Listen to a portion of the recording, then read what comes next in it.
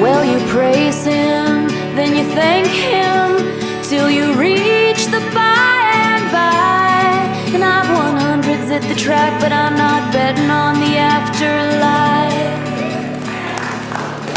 First of all, thanks to everyone, including the venue, and thank you to all the servers and everything. Thank you so much. Beautiful place. Alright. I haven't memorized this. Sorry. Alright. It is such an honor to be here with you today, with friends, family, and loved ones alike. I would first like to thank you all for taking part in this momentous occasion. Massive thanks to the parents of the bride and the parents of the groom. It's because of you that we are so privileged to be here today. Thank you. And it is my privilege to be standing here with my friend. Of all the important days that come and go in a person's life, this is definitely a day that I'm lucky to see and take a part in. As soon as Brian asked me to be his best man, I became very preoccupied with words. All the words and all the pictures that they paint in hopes of sharing an idea or feeling. Needless to say, I started reaching back into my memories of him as far back as I could go. What words were worth mentioning on such an occasion? The library.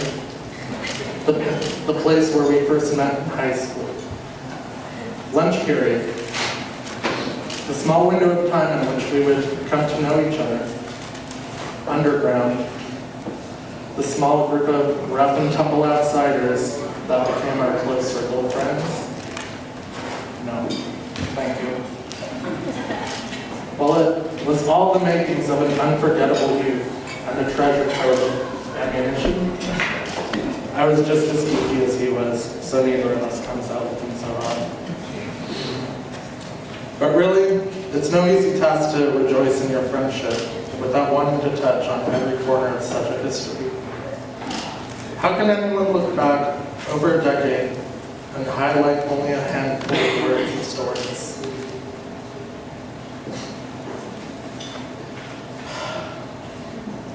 So many years and so many days.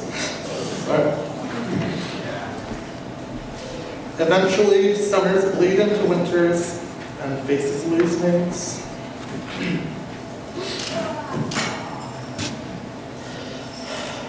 In the end, what would be the words I used to paint you, the portrait of one of the most important people in my life? I want so much to recount every little thing to you. From every time you wore Converse with no socks, to every tub and rope of red licorice you could put away. But really it became clear to me that I don't have to rehash any old stories to account for him. I don't need the years that have long since passed to speak of my admiration for this man. Sorry. Because the proof of a man's greatness stands where he does. Standing in his own shoes, a walking testament to the guidance of those who love him and the world that compels him forward. Here you see the man I speak of, and you all know what I say is true, because today we also saw the proof standing by his side. A great and dazzling young lady who has also seen the capacity for his love, life, and great strength of character. Strengths that they share with the world and each other. Today they have proven what we all know them to be: friends, family, partners, and equals. So if I must choose my words, they shall be as such. All my fiercest wishes and sincerest blessings to you. To you and your wife, Brian, my friend. The roll of the dice has been kind to you, and fortune favors the brave.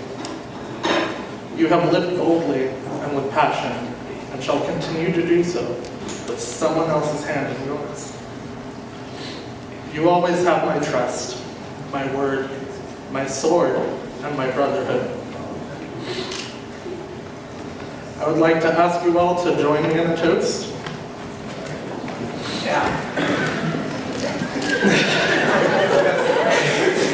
Hang on.